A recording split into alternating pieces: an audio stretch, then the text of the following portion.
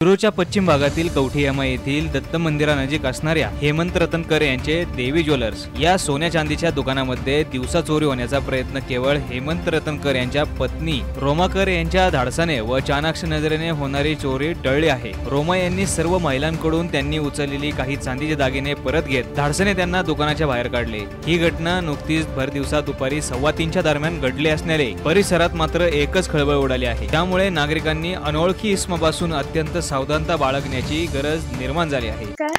घटना म्हणजे मी पहिले एक गिराक केलेले त्या बाईला लई घाई झालते, तो म्हणते मला पेन्शन दाखव। म्हणजे मी यांचे झाल्यावर मी करतो, 2 मिनिटं थांबा। पण त्यांचे झाल्यावर मी आले, मी म्हणले माप कोणाचे पाहिजे, म्हणते माझे पाहिजे। मग मी हे ट्रे काढून मी दाखवले, तर एकच बाई होते।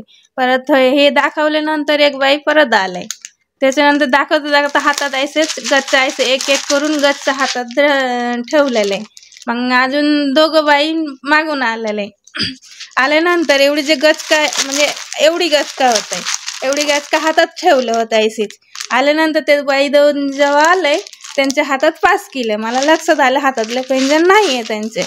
म्हणून मी म्हणले तुम्ही थोडे टाइम साईडला बसा, मी तुम्हाला नंतर दाखवतो। त्यांनी परत विचारले जे जोडवीचे भाव काय, मी म्हणले एवढी हाय भाव, तुम्ही 2 मिनिटं थांबा मी दाखवते। मग तिथून पुढे म्हणते म्हणजे हे पसंत झालं नाहीये, मला दुसरी कमी मधले दाखव। मग मी म्हणले हे कमी मधले येत नाहीये, तुम्ही ठेवा। मग तुम्ही 2 मिनिटं थांबा, मी बघते मी अजून काय करायचं।